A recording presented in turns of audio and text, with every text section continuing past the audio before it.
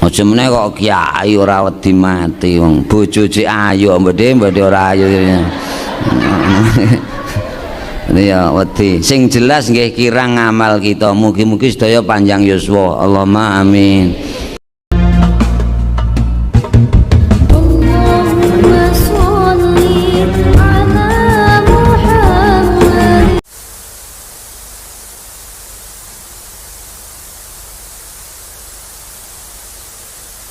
Assalamualaikum warahmatullahi wabarakatuh. Alhamdulillahi rabbil alamin, wassalatu wassalamu ala sayyidina Muhammadin wa ala alihi wa ashabi ajma'in, amma ba'du.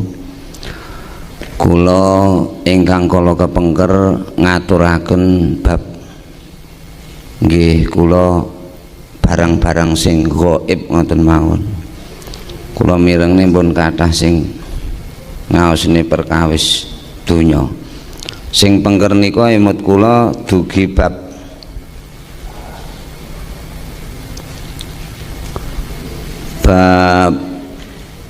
nalikane menungso niku nazak kan didugeni kalih malaikat sekawan nika. Sakniki nek empun bar nazak empun bar di pundhut ruwe ngoten niku pripun awake dhewe niki bendinten utawi asring enten lingkungan niku lek pas wonten sederek sing sedo sing kesripan ngoten niku suasana niku rak nglangut ngoten ta gek meneng terus pitik-pitik bodho trek sapi-sapi bodho bengah wedhus-wedhus mbak-mbek ngoten biasane. Niku mboten kok namung istilahe kedadian sing mboten enten hubungane kalian perkawis keimanan. Kula nate salah setunggaling wekdal jaman semanten niku kula disuwuni ngangkatke dhisin ngangkatke mayit. Jane kula nggih pun kula tolak-tolak. Wong kula niki rada wedi lek roh mayit niku. Nggih patute wong ngomong niku ngoten niku. Wedi kula niku wong Ponorogo niku kan akeh kiai sing pun sepuh-sepuh. Kayak kula kan ya urung tak tuwek nemen. Nggih terus keluarga niku setengah memaksa mergi pas jaman uripe niku sing diakrabi niku kula sing dicocoki niki kula jaman semonten niku pas sedane mantan Bupati Muhadi niku kula niki dipeksa kalih sekda kalih Luhur Karsanto warang niku kan ngangkat nih mayit akhirnya kula nggih kepeksa kula angkatke. Kula mulai bismillahirrahmanirrahim. Assalamualaikum warahmatullahi wabarakatuh. Ngoten ya biasa niku. Lah kok saenenge manuk kutut sing dingu karo si mayit niku sedaya pramanggung. Lha jenenge kula niku ya wis dasare rada wedi dadi nggih mengkorok pisan. Niki kula hubungke kalih kitab sing insyaallah badhe kula katamaken. Lek kula sik dikeki panjang umur ten ngene Pondok Ar-Risalah akad esuk niki. Bismillahirrahmanirrahim. Wa warada lan sinebut fil khabari ing dalem hadis. Jadi derajat khobar ini sampai ke hadis. Hadis niku dawuh Kanjeng Nabi. Idza faraka lamun wis pisah apa ar-ruhur ruh nyawa nalikane roh niku pun pecat kenggene raga. Idza faraka nalikane wis pisah apa ar-ruhur ruh al badana ing awak niki sedaya badine ra nggih sedo utawa ya bendinten ngene wong sedo ben rada aja cengengesan lek ene wong mati ngoten niku sok-sok rak kerep rame to. Jane lek wong sing rada ngerti saestu biasane saya khusuk saya tambah imane. Idza faraka nalikane wis ninggalake wis pisah apa arruhu ruh ya nyawa pisah ninggalake al badana ing awak nudia mongko den celuk nudia mongko den undang minas samai pengundang kang teka sangka langit bisalati soihatin kelawan telu pira-pira panyeluk. Dadi lek kapan enten mayit ngoten nika sakderenge didusi mayit niki enten pengundang penyeluk kang arah sangka langit niki barang gaib. Telung panyeluk salasi soihatin niki unine ngeten. Ya ibna Adamah hi anak Adam ajamakta ana ta ngumpulake sira ad-dunya ing donya apa awakmu sing ngumpulke donya amit dunya ana ta utawi donya iku jamaatka wis ngumpulake ing sira jane sing nglumpukne donya ki apa awakmu diklumpukke karo donya niku rak meleh-melehne. Bendinten iki awake dhewe bendinten rak nggih klumpuk-klumpuk donya mawon ta? Nggih ta? Jeng damel napa? Nggih kebutuhan ngoten nggih. Nggih alhamdulillah wong niku nggih ibadah. Ingkang nomor kalih atarokta ana to tinggal sapa sira. Atarokta ana to ninggalake sapa sira. Ad-dunya ing donya amit dunya ana ta utawi donya iku tarokatka ninggal apa donya ka ing sira. Niki powernya agak terlalu besar bengung-bengung. Sing nomor kalih pengundang niku sing nomor siji kowe iki nglumpukne donya entek-entekane apa donya sing nglumpukne awakmu. Nomor kalih ataroktat dunya amit dunya tarokatka ngoten lek kula waca komplit. Awakmu iku kang ninggal donya apa donya sing ninggalke awakmu. Nitik lek nglumpuk-nglumpukne niku entek-entekane niku bae gur ditinggal ngono. Dadi bangunan omah-omah sing apik ya montor sing anyar ya dhuwit sing akeh ya lemah sing ngombo niku rak waone lak diklumpukke to. Niku entek-entekane niku diwelehke. Atarokta ana ta tinggal sapa sira ad-dunya ing donya amit dunya tarokatka ana ta donya kang ninggalake awakmu. Entek-entekane ngono sing ninggalne donya e udu ora kok donya ngedohi awake dhewe. Ning bae entek-entekane awake dhewe niki sing bakal ngedohi ninggalke donya.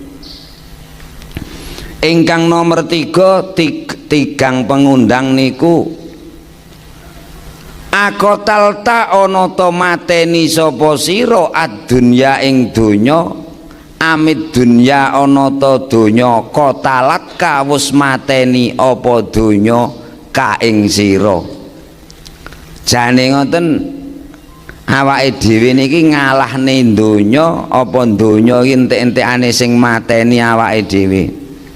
Insyaallah entek-entekane sing nyebabke sing mateni awake dhewe niki malah donya. Dadi tiyang niku entek-entekane nglumpukne donya, entek-entekane malah diklumpukke donya. Nyun pangapunten. Ketoke awake dhewe niki ngiter-ngiter golek donya, ning entek-entekane awake dhewe niki malah bakal ninggalne donya. Ya kur ditinggal prung ngoten mawon. Ketoke ngoten awake dhewe niki ngalahke donya, numpaki donya. Ning entek-entekane tebake sing mateni awake dhewe niki sebab donya. Mugi-mugi donya niki termasuk dunya hasanah kagem kita sedaya. Allahumma amin. Donya ingkang sae. Lajeng selajengipun wa idzalan tatkalani wau lek ruwe pun ninggal awake dhewe ngoten unine ngoten niku. Wa idzalan tatkalani wa idzalan ari kalane lan ari kalane wudhi aden dekeake apa al mayyitu mayit alal mughtasali ing atase panggonan padusan. Dadi lek pas wayah didekekne digletakne ajeng didusi ngoten nika nggih enten pitik terek-terek, nggih enten sapi bengah-bengah niku jane krungu swara gaib sing asale niku saka langit. Karena biasane wong tanduran mawon biasane niku ya maune rada obah ngono rada setengah mandeg nglangut ngoten. Niki nek empun mayit niku ajeng disirami ngoten nika enten telung pengundang. Ya ibna Adam, he anak Adam, ainaiku ana ndi badanuka utawi awak ira, badanmu awakmu alqawiyu kang kuat. Ma apa to iku adafaka kang dadekake lemes, kang dadekake apes ing sira. Niki mengke sedaya niki lho, wong gayan adus niku ndak ya gayan gampang lho. Gayan siram niku ora nggih gayan gampang. Sampeyan besoke calone ora iso obah kabeh ya termasuk kula barang. Niku ya kudu diulak-ulikne digrujuki ngoten nika. Ya terserah anak putu lek ngerti agama insyaallah lek ngerdusi nggih alon-alon. Mengki enten kitab Daqaiq niki nyun pangapunten. Nalika roh utawi nyawa niku dijabel karo malaikat Ngizrail niku sakit sanget. Dadi rasane kaya kobong isik lara. Mula didemok mawon mayit niku jane asline sambat. Lan jenengan sok-sok lek nyirami mayit ngoten nika alon-alon mawon nggih. Aja dikasar-kasar ngono kuwi. Nggih diulek-ulek niku sik luwara, sampean besok diwales anak putu diulek-ulek kabeh ngono. Wong niki rada linu nes ora penak. Kula niki barese kuwesel wau dalu niku ngaji rutinan teng pondok Raudhatul Mukminin Padas ngawiri kono niku rada kewengen mulih teko mampun jam 2. Dadi niku turu karo tengah jam kek terus mriki. Mriki teko esuk ya ora ngene wong nanti ya.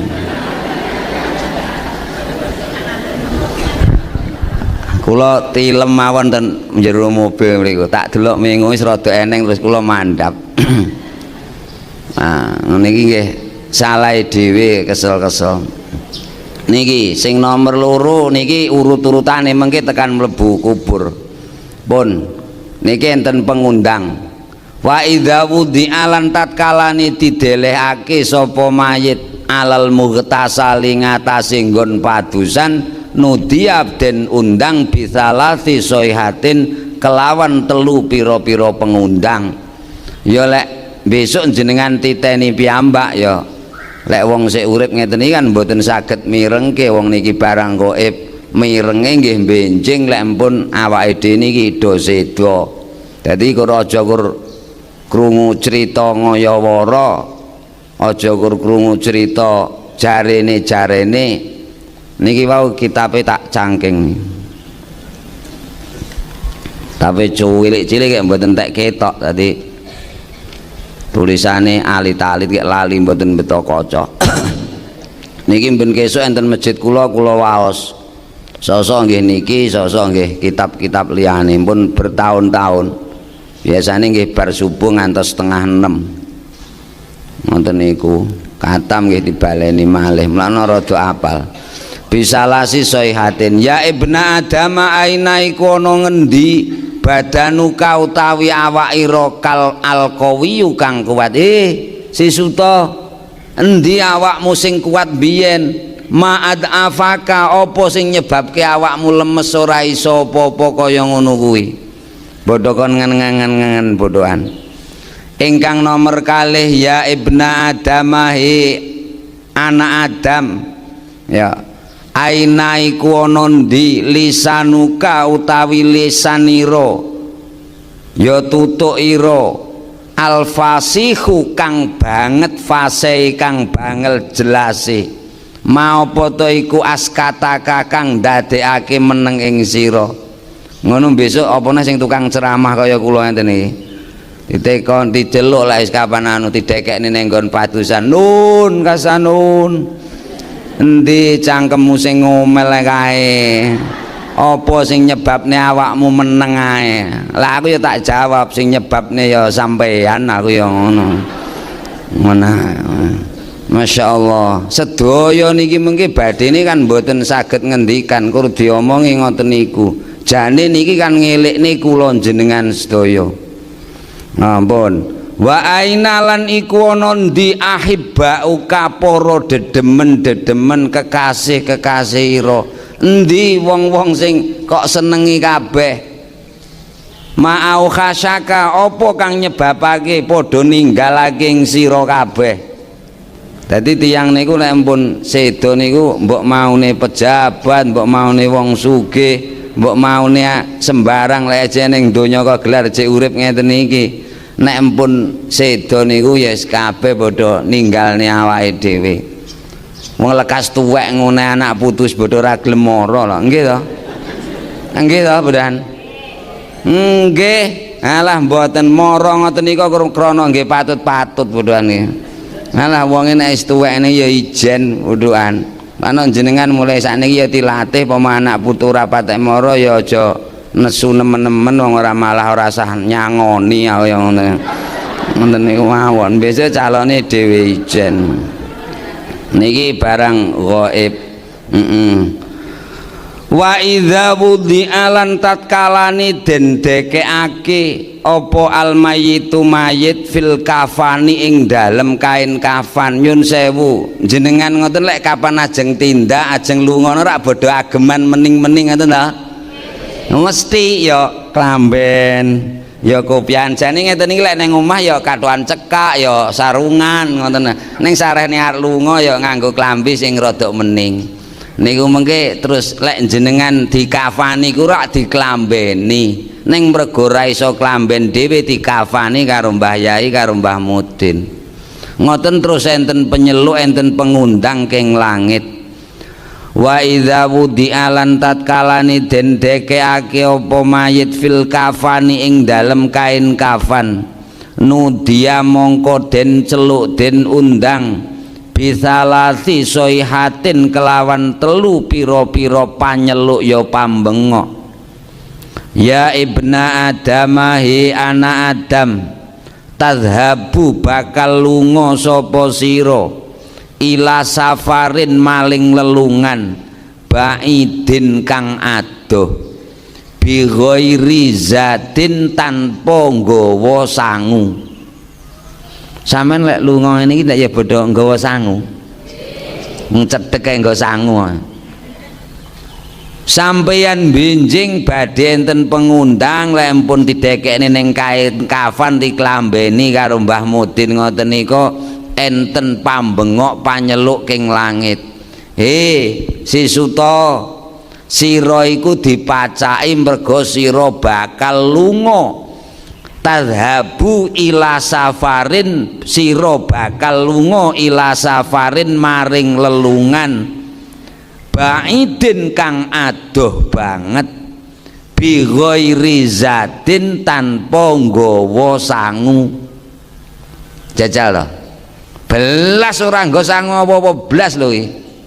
Duit ya ora apa-apa ya ora. Yo ngalah nitelek golek bendino yang ini ya Pak ya ndak nggo sangu blas. Nggih niki termasuk ngaos pados sangu ngakhirat kedhik-kedhik nggih. Nggih mugi-mugi dados amal soleh kita. Amin. Dielingke mula aja banget-banget perkara donya iku. Wa takhrujulan sira bakal metu min mangzilika sangka omahira. Fala tarji'u mongko sira ora bakal bali. Nek jegeh ki piye lho? Gawe omah lek utang wesi kono, lek utang bank kono ngene ya jenenge arep ngetukne keramik sitok nek kangelane kaya ngono lho. Gek tiyang niku ngeten nyun pangapunten. lek jenengan benjing pun sedo mayit ngoten nika pun sedo empun dikafani ge empun disolati sing takziah kathah do ndongake do macake Al-Qur'an padha istighfarni padha nahlilni masyaallah mayit niku ayem tur ya seneng gek ya turu ning omah-omahe dhewe sing sertifikate omah kuwi atas nama sik mayit sing mati lho tamu ngono kuwi sampeyan mengki ajeng diusir kenggene omah sampeyan diusir tenanan bocah kenggene kuburan mriko langsung biasane canggon aku anjlok-anjlok ngono sinuman Mbah Mudin pun rampung ngono kuwi lek nduduk kuburan niku niki lek enten dawuhipun jeng Nabi rikala Sayyidah Bendara Putri Siti Aisyah Kanjeng Nabi rawuh dumateng dalemipun Siti Aisyah lajeng kados biasanipun Siti Aisyah garwane Kanjeng Nabi niki lajeng ngadeg jumeneng merga hormat kalih jeng Nabi dawuh maka naki manggono sira ning kono ae ora sah ngadeg ngoten lajeng Kanjeng Nabi nggih biasa wong jeneng garwa saya wonten ing pangkonipun sirahipun mustakanipun Kanjeng Nabi enten pangkonipun Siti Aisyah lajeng kesarenan ketileman niku hadis sing kula waos lajeng Siti Aisyah metani rikmanipun Kanjeng Nabi wonten ingkang sampun lekas petak-petak lajeng Siti Aisyah dleweran medal lohipun Masya Allah aku iki calon ditinggal Nabi aku calon ditinggal bojo aku ditinggal wong sing tak tresnani ngaten terus lohipun drodos dumateng pasuryanipun Kanjeng Nabi lajeng Kanjeng Nabi wungu ya Aisyah apa sing nyebabke awakmu nangis nganti luhmu dreweran kaya ngene lajeng ngendikan napa kahanan lajeng Kanjeng Nabi dawuh kahanan sing paling susah kanggone mayit niku ya di saat niki ing dalem nalikane mayit niku ditokne ka omahe niku susah mboten bloko nangis lah nangis kok ya ora iso apa-apa lha arep piye ya panggahe apa mok kok eneng nyun pangapunten iki mbok rada tinteni rada sesuk lek mendem ngono walah diprotes wong sak RT malah wong selarep tandur kok selarep anu ya ngoten dadi wis diusir-usir tenanan wis to lah mbok sampean sing kaya ngopo lek iso malah dicepet-cepetke ngoten lho niku kahanan sing paling susah padahal si mayit niku Masya Allah isik ngenteni para sanak sedulur para tangga teparo para murid para santri nyuwun donga dumateng kita sedaya ngoten niku lajeng dipun usir saking panggonanipun mugi-mugi kita termasuk wong sing husnul khotimah kayak selamat Allahumma amin omana amin lek no salate ra tau jamaah ya repot ya panggah ae mengke ya piye ya nggih dadi ya nambahi ben nambahi awake dhewe niki ya aja kur ngiter donya tok Bapak Ibu sedaya nggih. Wong entek-entekane donya sing mateni awake dhewe ya donya. Iya, entek-entekane awake dhewe malah ninggalne donya. Entek-entekane sing nglumpukne awake dhewe niki ya donya. Ngoten, teko nomor 3 niku wae. Tadhabu fala tarji'u mongko ora bakal bali. Anak Adam awakmu arep lunga sampane lek lunga ngeten iki ras kerjutan pengin kondur mawon lah mergo ning omah ya kelingan omahe kelingan anake kelingan sapine kelingan sawahe ngoten niku gek iki sampane calone lek wis ngono wis ora bakal bali babar pisan gek kabeh ya jane kabeh niki ya ngalami ning kula bares sementara ya perkara niki jek wedi aku iki bares ae terus lah ora wedi ki piye lho Aja meneh kok kiai wong nabi wedi lho. Lah Nabi Musa niku kan nyun sewu dakwah pirang-pirang puluh tahun ora oleh bolo. Lah kok ketekanan malaikat Israil ajeng jabut nyawane tempiling karo Nabi Musa. Geleman gitu Kanjeng malaikat Israil itu meripatnya yang satu kan nyun sewu ical mergo ditempiling tabok karo Kanjeng Nabi Musa. Mulane lek santri mbiyen niku lek kapan jaman kula mbiyen arep gegeran kula sekne poso terus maca batos tum jabaron niku napa tempiling musuh ya nglos lha iku ra ya isiwe wong biyen ngono. Ya aja diamalke wong kaya ngoten. Ngoten niku. Nuli Kanjeng Nabi Musa ni ya wedi. Terus matur malaikat Israil ten ngene Gusti Allah, Musa ngeten. Kono gawakno lulange sapi digawakne lulange sapi. Kon ngitung umure tahun saakeh umure sapi. Terus Kanjeng Nabi Musa akhirnya juga akhiripun ya ngalah. Kaya ngoten niku. Aja meneh kok kiai ora wedi mati wong bojo cek ayu mbode ora ayu. Ya wedi sing jelas nggih kirang ngamal kita mugi-mugi sedaya panjang yuswa Allahumma amin. Ngoten mawon ya ndonga wong niku winates dening Gusti Allah. Pun watar kabulan sira tansah numpak farosan ing jaran. Jane enten mriki niki farosun niki artine jaran ing tumpakan. Menungso niku wiwit lair klekar niku pun biasa numpak. Merijik cilik niku numpak gegere bapake. Numpak cengele nggene ibune. Rada gedhe titik nggih numpak kendaraan. Pramila nyuwun pangapunten enten kitab-kitab enten dawuh-dawuh menungso niku pancen biasa numpak. Watar kabulan sira tansah numpak farosan ing tumpakan. Walatar kabulan sira ora bakal nunggang mislahu kang sepadane tumpakan abadan kalih selawase. Ini bisa nih tang, kowe iki biasa nyanteni numpak mobil, numpak sepeda motor, terus besok iki lek bar iki awakmu ora bakal numpak selawase. Nah ya kaya ngono lang nggih piye mulane ya padha ngono ya sakniki ya padha dieling-eling tumpakmu apa ya ngamal ingkang sae-sae mawon. Kula waose bintang sampe.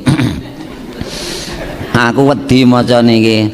Watasiru lan dadi lan lumaku sapa sira ila baitin maring omah ila panggonan kang ijen jen niki nikane kaya ngoten niku. Wa idza kumilalan tatkalane den gawa den pikul apa alal janazati ngatasing pandosa nudia mongko den undang bisalati soihatin kelawan telu pira-pira panyeluk pambengok. Lek wis ditumpakne pandosa ngoten nika pitik saya tereke saya nemen. Iya biasane eneng wong mikul mayit mantiteni pitik jane ngoten nika king langit malaikat ngundang enten penyeluk awake dhewe mawon sing cekikisan.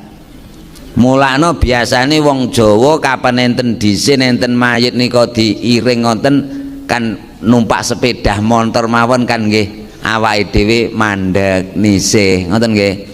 Ora kok wedi lek ketularan lek mati mboten niku. Hormat mergo nyuwun pangapunten. Wah biasane kan ya mlayu-mlayu niku lek enten anu. Nah nudia den undang bisalasi soihatin. Ya ibna Adam hi anak Adam tuba bejo banget laka kedue sira ing kunta lamun ana sapa sira iku taiban wong kang tobat. Ngatah-ngatahaken maos istighfar. Pokoke ya jenenge awake dhewe niki dosa kathah, ngendikan dosa, mlaku dosa, ngatah-ngatahaken istighfar. Insyaallah dipun ngapunten kalian Gusti Allah. Niku termasuk wong sing tobat nek kleru pun dibaleni. Niku tobat. Dadi estu pengen mandek saking dosa saking lepat niku namine lek sampean pengen dadi wong sing bejo ya ngathah-ngathahake maos istighfar. Dadi tiyang sing ngathah-ngathahake maos istighfar dumateng Gusti Allah dosa di ngapura, diparingi rejeki sing boten kinira-kira saking ngene Gusti Allah Subhanahu wa taala sing akeh istighfare. Neng nggih abot ngoten niku. Mugi-mugi kita termasuk benjing, termasuk wong sing bejo, wong sing saged tobat menawi kagungan dosa. Amin.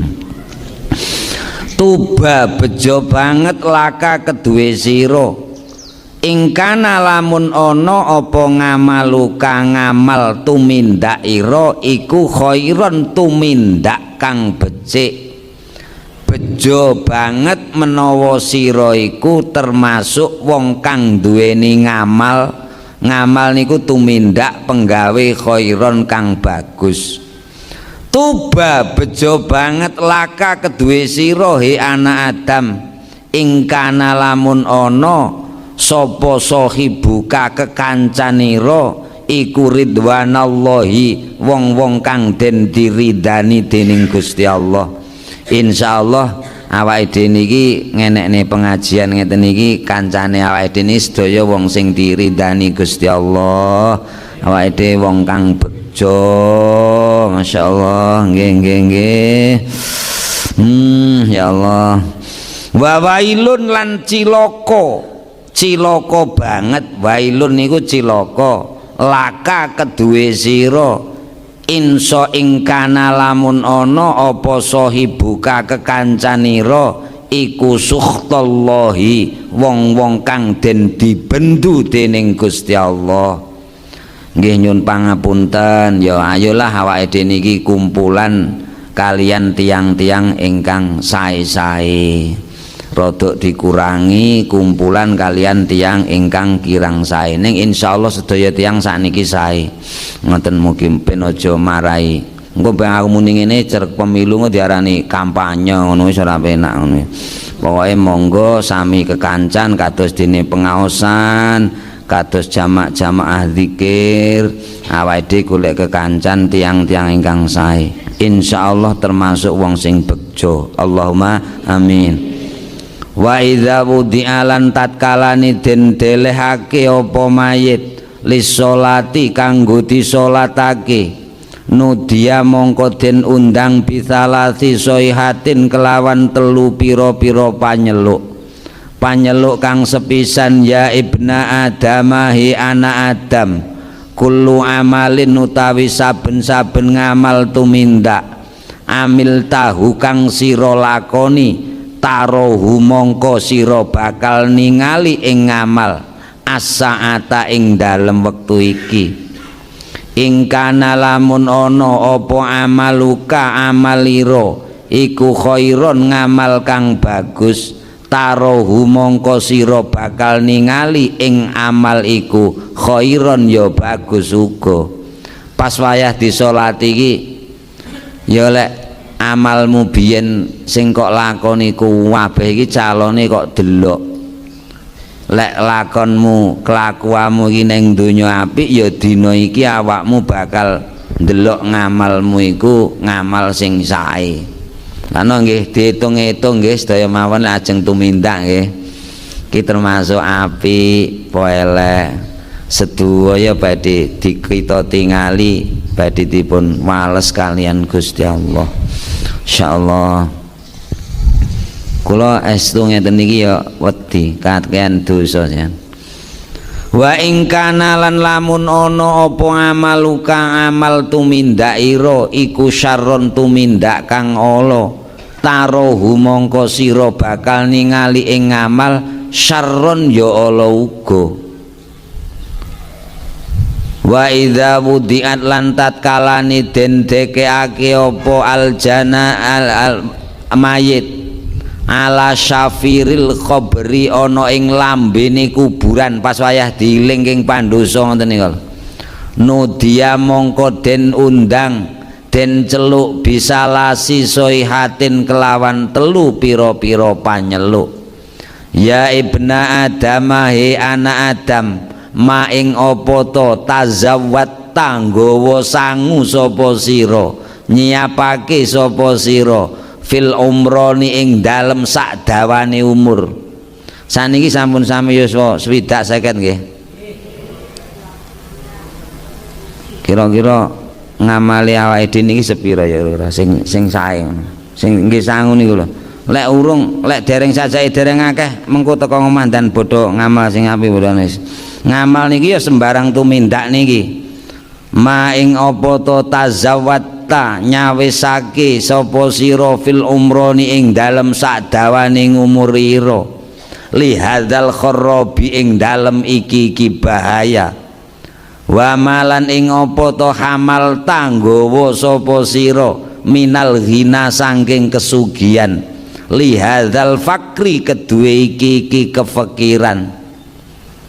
Wau pun kula matur sing leh mung nglumpuk niki sakniki niki kok nggih apa sakniki kan kefikiran banget. Wa malan ing apa to hamal tanggawa sapa sira minan nuri saking cahya li hadhihi dzulmati kedue iki pepeteng.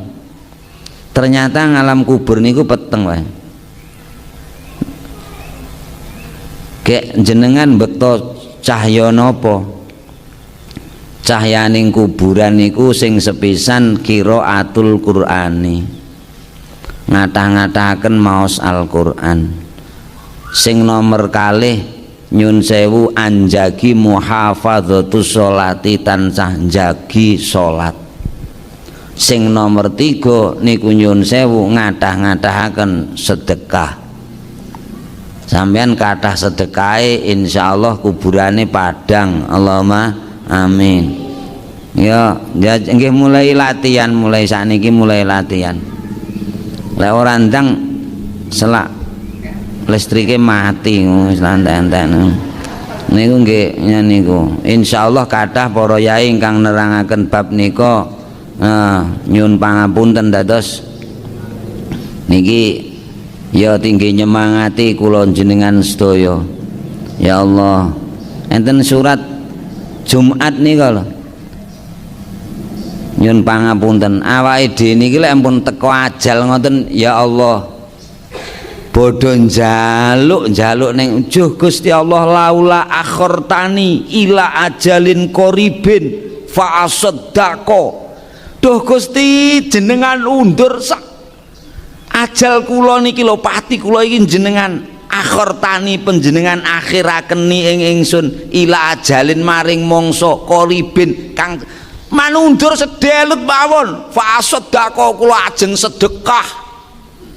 Ngono lho, besok wong niku kabeh ngono ya termasuk aku barang. Dadi ya Gusti jenengan undur sedina mawon ngantos Senin benjing niku lho, kula tak nyedekahne nenek kula niku.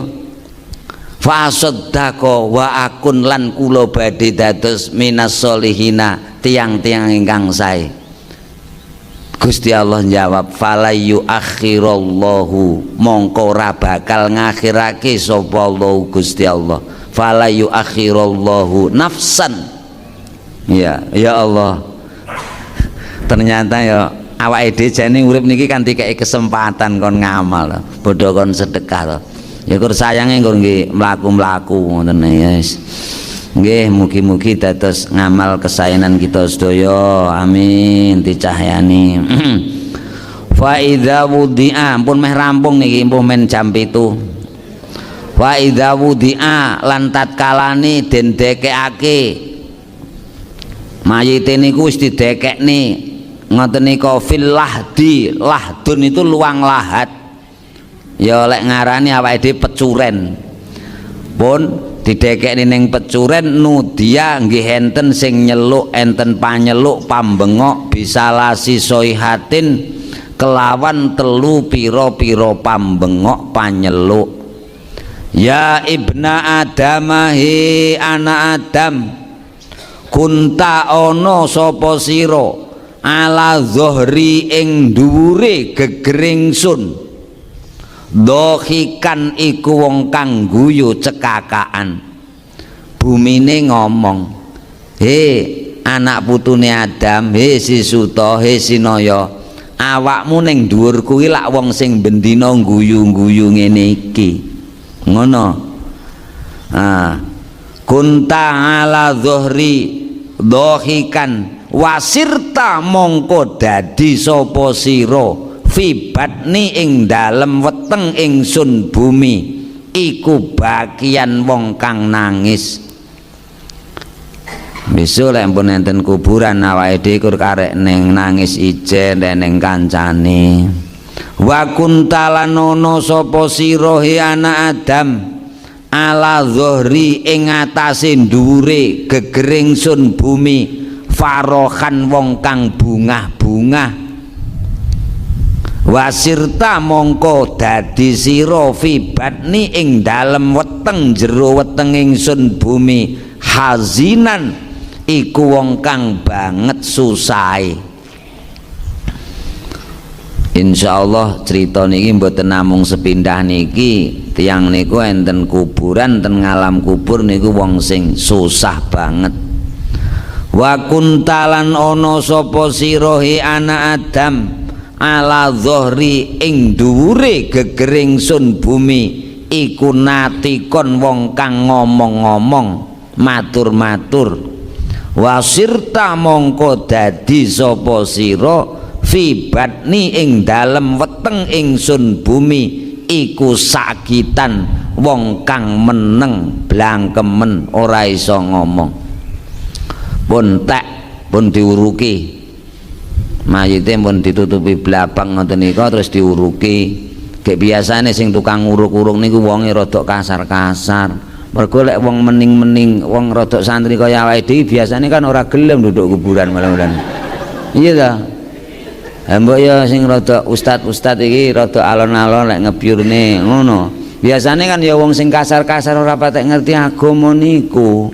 Niku dadi perhatian niki. Nggih to? Sing rada malah sing rada gendeng barang bocah niku diwenyok-nyok barang ora masyaallah. Dadi sara hormate mboten wonten. Ngono lho.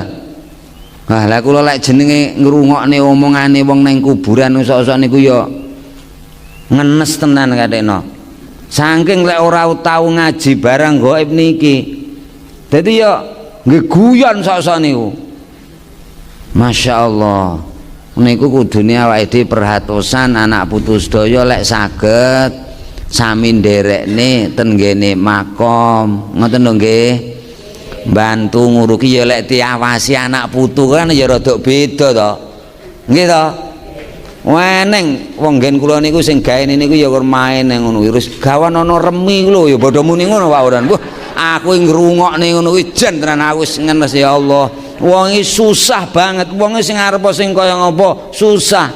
Awake dhewe ndongakne aja gledhisan, aja ngomong renono. Kok krungu pengundang sangka iki wong tanduran kewan mawon sing punya indera yang berbeda dengan kita. Niki sami terek sami mandek, menungso sing ditakdirne ra krungu niki awake dhewe niki muga-muga ya saya hormat saya sae ngoten lho nggih. Biati weling le besok aku lek ngedusi alon-alon ya ngono Mbah. Kamu ana bodohan. Ngono mulai saiki ya putune dikenalke agama ngoten lho nggih. Nggih masyaallah kaya ngoten niku pun paribasan niki pun kula uruki. Bismillahirrahmanirrahim. Wa idza adbaro lan nalikane wis mungkur dubur niku artine mburi adbaro niku artine ngungkurake. Wa idzalan ari kalane adbaro wis mungkur sapa annasu para menungso anhu saking mayit. Mergo lek wis diuruki ngoten Mbah Mudin biasane lek nggen-nggen kula mergo nggen kula niku ahlirane aliran talqin ya diwarai. Ya man rabbuka ngoten. Sapa pangeranmu ning ya bahasa Arab mbuh mayite paham apa ora ya ora ngerti. Ning jane niki lak mulang karo sing jek urip ngoten lho nggih. Mayit niku jane ya krungu, wong sing mati niku krungu. Mengke lek jenengan katam ngaji niki Masya Allah. Ya Allah, rada ngeres ya. Dadi mboten kena sembrono kita niku. Lah sing ora ngerti lho biasane sing ning kuburan ya wong kasar-kasar dadi brak-brak. Nemlakno biasane lek enten nggen kula niku sing nampani sing ngedukne niki putra wayah. Alon-alon, lek ngadepne kiblat nggih alon-alon, lek mbuka wajahe nggih alon-alon. Niku terakhir. Dadi ora bedane karo sapi beda lho, Bu. Niki menungso lho. Masya Allah kaya ngoten niku. Ya Allah, pramila nggo saderenge niku sedaya niku dugi nggo to ngumpulne donya niki nyambut damel niki sebagian nggih kebutuhan donya nggo sebagian sami dipun damel wilujeng wonten ing akhirat benjang ing antawisipun wonten ing alam kubur. Mugi-mugi milujengaken kita sedaya. Allahumma amin. Wa idza adbara lan tatkalane wis mungkur wis balik sapa annasu menungso anhu saking mayit. Masyaallah yaqulu dawuh sapa Allahu Gusti Allah taala. Wis wong kabeh mulih pun nggih Mbah ma'assalamah pun andum slamet Mbah anak putu kabeh do mulih. Wis kabeh do mulih. Sapa kancane awake dhewe? Yaqulu dawuh sapa Allahu Gusti Allah taala. Diwelehne awake dhewe tilok-lokne biyen tak celuki ranggape. Ben 5 wektu kan didangu oleh Gusti Allah. Hayya 'alas shalah. Adan hayya 'alas shalah hayya 'alal falah. Ayo do ndonga, ayo do salat, ayo padha marang kauntungan. Hayya 'alal falah. Ayo golek keuntungan, diceluki. Niki lek nyun sewu jamaah Temboro niki njelaske niki saestu Gusti Allah ndangu dikai hidangan enten masjid niku paribasan pesta ning Gusti Allah dikai ganjaran diceluk lho ora gelem sik kumpul demen kumpul wong kumpul pari kumpul pasar kumpul kono eneng ngaten Allahu Akbar orang gape diceluk karo Gusti Allah ngono kuwi bodho orang gape turu ya turu wis pokoke kono dolanan ya dolanan. Nah calone lek wong kok wis menawa Gusti Allah dawuh ya abdi kawulan ingsun bakoita tetep sapa sira faridan ijen dewe faridun ijen wahidan tegese yo ijen niku ditakkid niku itu yang muradhaf yang dibaca 2 kali itu takkid pentakitan he kawulan ingsun he sesuta wong-wong wis do mulih kowe mandeg ning kene ijen dhewean tenanan wis ora ning kancamu blas wataroku lan wis padha ninggal sapa menungso kaing sira fi zulmatil kubri ing dalem pepetenging kuburan wakot asoita lan wis temen-temen gawe maksiat gawe duraka sapa sira ni ing ingsun li ajlihim krana menungso awakmu iki saiki ditinggal menungso ning kene ijen awakmu mbangkang ora tak celuk biyen wis ora tau nggape kuwi rak krana menungso krana bojo krana anak krana putu wis krana wong-wong awake dhewe mempeng golek donya didangu karo Gusti Allah ya wis ora tau teka nggih to niku diwelehne karo Gusti Allah walizaujati lan krana garwa putri wal waladilan krana anak lanang saiki bojomu sing kok tresnani anakmu sing kok sambune gawe bendina maratuamu sing kok pundhuk-pundhuki, tangga-tanggamu, pimpinamu sing kok hormati, kuwi bodho kok biyen kok senengi, awakmu maksiat tak dangu tak celuke ora tau nggape. Gusti Allah dawuh, wa ana khalih utawi ingsun Gusti Allah iku arhamuka melasi sapa ingsun Gusti Allah ka ing sira. Amin. Alhamdulillahirabbil alamin. Sing melasi namung Gusti Allah tok, arian ora ning sapa-sapa. Al yauma ing dalem iki dina rahmatan kelawan kawelasan ya ta'ajjabu kang dadi gawok minha saking rahmat sapa al khalaiku sekabehing makhluk. Nalika sedaya tiang-tiang sampun ninggalaken kita sedaya garwa putra sederek nggih tangga-tangga, ternyata ingkang melasi dumateng kula panjenengan sedaya namung Gusti Allah Subhanahu wa taala. Wa ana khali utawi ingsun Gusti Allah iku asfaku, ya banget melasi sapa ingsun Gusti Allah alaika ing atase sira minal walidati tinimbang ibu. Walidah itu wong sing lairake, tinimbang ibu biwaladiha kelawan anak lanange ibu. Oleh welas ingsun Gusti Allah iku ngluwihi oleh melasi ibu marang anak-anake. Mugi-mugi kita sedaya dipun paringi panjang yuswa, rezeki ingkang barokah, ngumur ingkang panjang, putra wayah solih solihah, dunya punika dunya ingkang manfaat dumateng kita sedaya, lan mbok menawi dipun kersakaken Gusti Allah wonten ing titiwancinipun mangke kita sedaya husnul khotimah. Nggo sami ngumpulaken sekedhik mboko sekedhik, ngumpulaken ngamal perbuatan nggih tumindak napa mawon amalan solihan, tumindak ingkang soleh ingkang sae. Insyaallah milujengaken kita donya akhirat. Allahumma amin. Saking pengaosan punika menawi kaliyan donya ngatos-ngatos menawi ngrukti kalian mayit.